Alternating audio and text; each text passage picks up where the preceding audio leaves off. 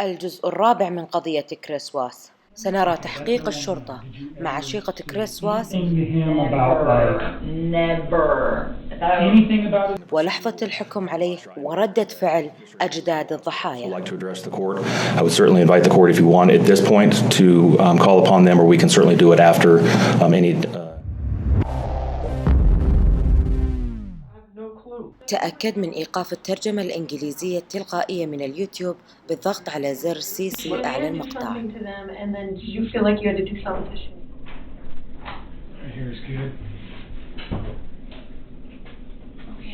Alright, I'll be right back, alright? I'm just going to get Tammy so she can introduce herself, alright? Okay. Be right back.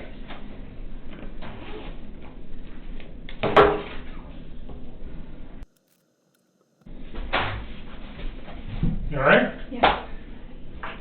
These rooms are recorded.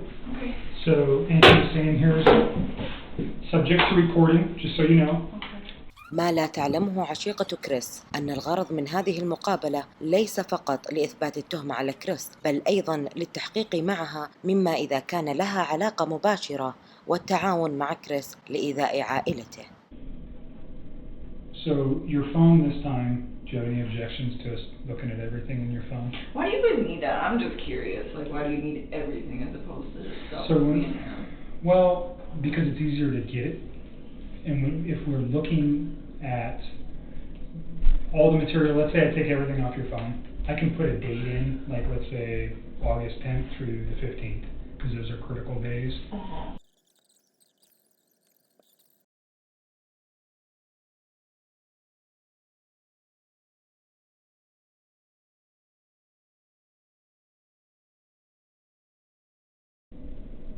I mean, I guess. There was never anything I said to him though. Okay, that's what I want to know. Did you ever say anything to him about Never. Anything about his kids being a problem? Anything about his wife being a problem?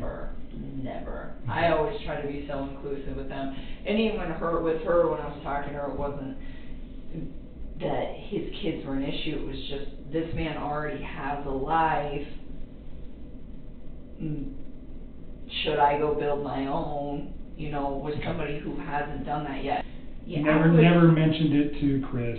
You never said anything about your kids, or his kids, pardon me, damaging your guys' relationship? No. Or nothing like that? Never. And I mean, and even in that, it wasn't like I never said his kids were a problem. It was just like he already has a life. Like, I don't know about that. Right. So, in light of what's occurred, though, what I'm trying to make sure is that there was never a conversation that you guys had that he might have thought that you were saying, I can't be with you if you have kids. I wouldn't be with him if I couldn't. Okay. Did he ever say anything like that? Like, do I have to get rid of my kids? Or no. Do I, This shocked me just as much as I think it shocked the rest of the world. All of it. Like, he lied so much. Now I go back and think about all this shit, and I'm like, it's lies. Everything that they knew about him was like lies. I mean, his friends let him stay the night at their house. He even fooled them. It's not just me. He lied to everybody. I really thought she left. I was like, let her fucking go. She'll come back in a day. She'll be alright. Let her cool down. She'll be here. It'll be okay. Had me convinced. I think she's just upset. And then.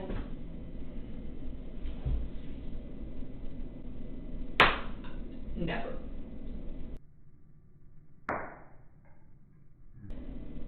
But, I try to put the reason to it at the end. Why would you wipe out your family to be with me? It doesn't compute. It's how would that go? Hey, my family just disappeared, and you think that I'm gonna just not be concerned about that? And not only that, he was so about those little girls, and I always try to push him to do that. I told you, there'd be days where he would want to come over to my house after work. I'd be like, no, go hang out with your kids. your kids are home. Like, that was me. It wasn't even him. That was me pushing that. And he would go do it, you know. Again, Kind just, of looking for my name so that I Sure. know when it happens, so that I can deal with that. But other than that, no, I don't, I never actually watched that video. okay. I don't really I have a hard time looking at him now. The first time I saw it, and it scared me, and now when I see it, I just move past it, because I find it to be, I don't get it. Did I just send it? هذه اللحظات التقطتها الشرطة في أثناء استخراج الأدلة وجثث عائلة كريس واس. في هذه البراميل ألقى جثث فتياته الصغار، وهنا ألقى جثة زوجته. يقول المحققون والشرطة المسؤول عن استخراج الأدلة في الموقع أنه كان من أصعب الأيام عليهم، خصوصاً أنهم في مقاطعة صغيرة لا يمرون بمثل هذه الأحداث بشكل يومي. نراهم هنا يفحصون الأدلة المأخوذة من الموقع.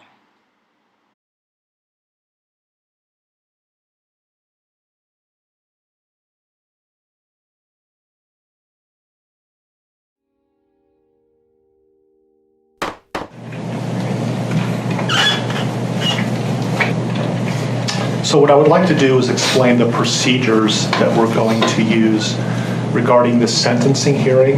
Let me first say that I realize that the sentencing hearing is emotional for many of us.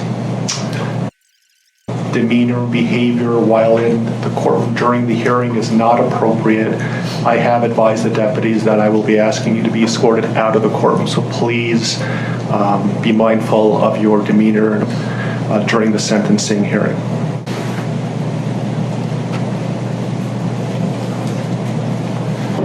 Good morning, Mr. Ruzick. Good morning.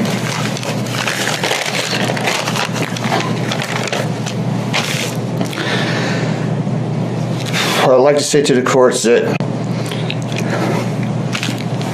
Shannon, Bella, and Nico are loving, caring people. They love life. But God only knows what happened that night.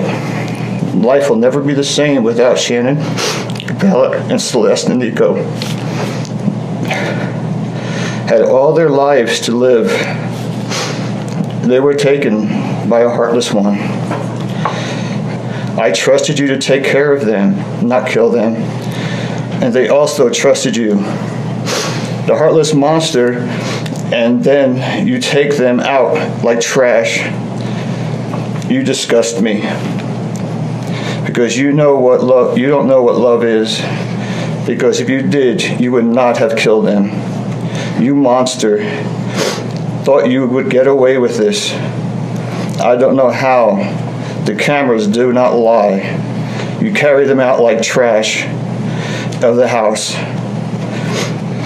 This is hard to say, but may God have mercy on your soul. I hope you enjoy your new life. It's nothing like the one you had out here. May the courts have no mercy on you. It's hard every day. It hurts in so many ways. Thank you. Love you, Shannon, Bella, and Nico. Love you, Pop-Up and Dad. And one other thing. And Shannon says she is super excited for justice today. Thank you, Your Honor.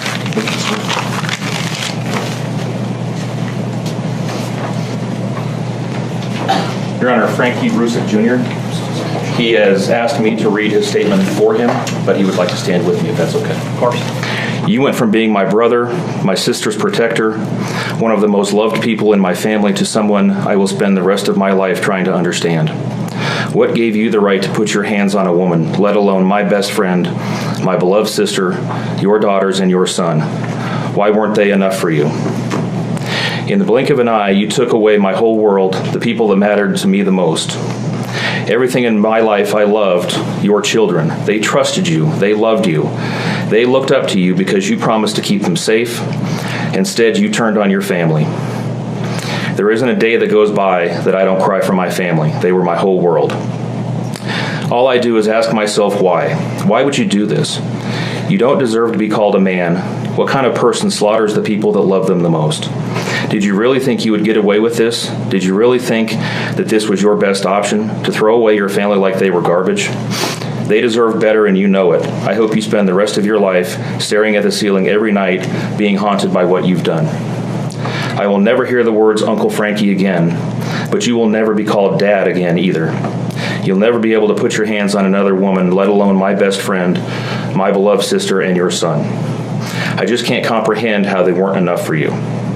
Shanann, Bella, and Cece loved you more than anyone. You were their hero. How could you destroy the people who loved them the most? My name is Sandra Rizak, Shannon's mother. Our daughter Shannan loved you with all of her heart. Your children loved you to the moon and back. Shannon's family was her world. Shannan put a crown on your head. But unfortunately, the day that you took their life, God removed that crown. Your children adored you, and they also trusted you. Your daughter Bella Marie sang a song proudly. I don't know if you got to see it, but it was Daddy, You're My Hero. My daddy is a hero. I have no idea who gave you the right to take their lives.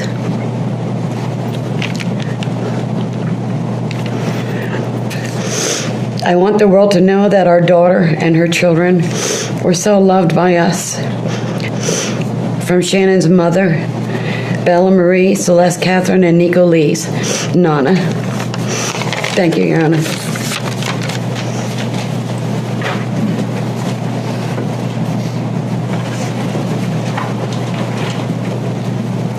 Your Honor, that's all the witnesses that I had intended on calling, and I know that the court addressed this during the procedural posture. I am aware that Mr. and Mrs. Watts would also like to address the court. I would certainly invite the court, if you want, at this point, to call upon them, or we can certainly do it after any evidence that the defense has as well.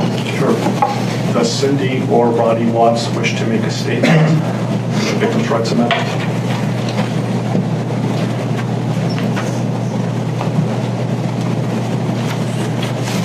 Ms. Towers. Good morning, Your Honor. And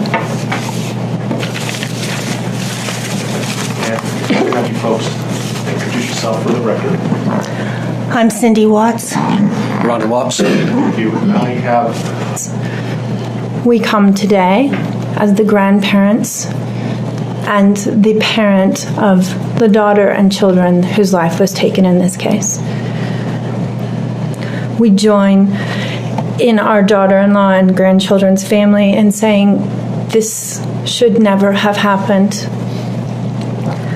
We appreciate that they begged for Christopher's life. We agree and echo what they have said, nor would it be our place as a community to take his life. My clients indicate that they understand that a full opportunity for a confession with all of the responsibility and accountability has not occurred. And they support the family and the request that that happen, if not today, at an appropriate time, in an appropriate manner, so that everyone can have peace, to understand to the best of their ability the details that they need and to have their questions answered. We would strongly encourage Christopher Watts to give that full confession in the tone and in the timing that he thinks is appropriate with the guidance of his counsel. Do you want to read it? Yes. State your name for the record. Cindy Watts. Thank you. My name is Cindy Watts. I am the grandmother of two beautiful granddaughters, Bella Marie, Celeste Catherine Watts. I am also the mother of Christopher Watts, who I will be directing most of my statement to. Our families have been irreparably broken by the needless deaths of Shanann, Bella, Cece, and Nico. Now to my son Christopher. I have known you since the day you were born into this world. I have watched you grow from a quiet and sweet, curious child who Bella reminded me so much of. to a young man who worked hard in sports and later mechanics to achieve your goals. You are a good friend, brother, father, and son. We have loved you from the beginning, and we still love you now. This might be hard for some to understand, how I can sit here under these circumstances and tell you, although we are heartbroken, although we can't imagine what could have led us to this day, but we love you. Maybe you can't believe it either. We love you, and we forgive you, son.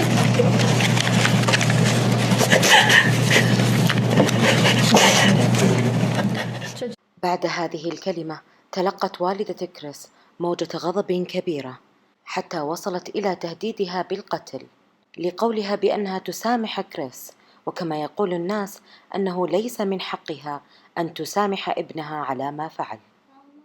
Judge, if I could read Mr. Watts' statement. Yes. My name is Ronnie Watts, and I am the grandfather of Bella, Celeste, Nico Watts, and I am the father of Shannan.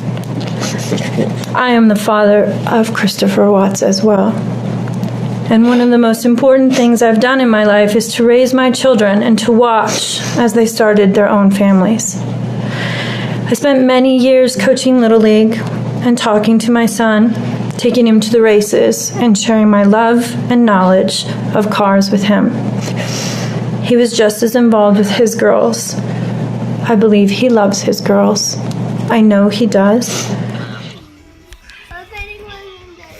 Oh, God, Lord have mercy. What were you doing? Daddy has a nose ring. It's floral. Bella, take Daddy's nose ring. No, Cece, come take that off Daddy. Don't do it. Nah, not too bad. I believe he loves his girls. I know he does. This tragedy has impacted my family in so many ways. Judge, thank you for the opportunity to address the court.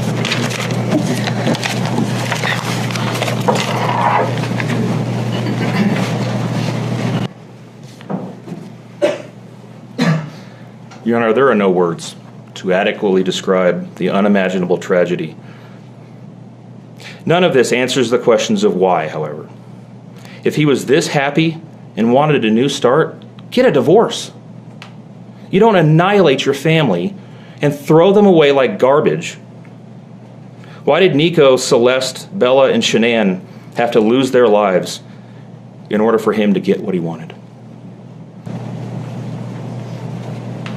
So the court is going to sentence Mr. Watts as follows. With regard to count number 1, murder in the first degree as it relates to Shannan Watts, the court is going to sentence you, sir, to a life sentence in the Colorado Department of Corrections, followed with no possibility of parole. As it relates to murder in the first degree, with Bella, the court is going to sentence you to life in the Colorado Department of Corrections with no possibility of parole. The court is going to sentence you as it relates to Celeste, a first-degree murder. The court is going to sentence you to life in the Colorado Department of Corrections, and legally those sentences must run concurrently as a different theory of first-degree murder.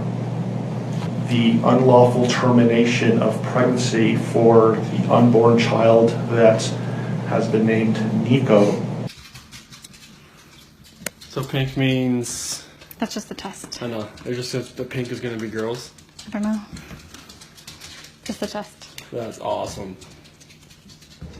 The court absolutely believes that the maximum sentence of 48 years would be appropriate to run consecutive to the other charges. Because the court's going to grant the prosecution 91 days to file a notice of restitution, and that will be the sentence of the court. We are in recess.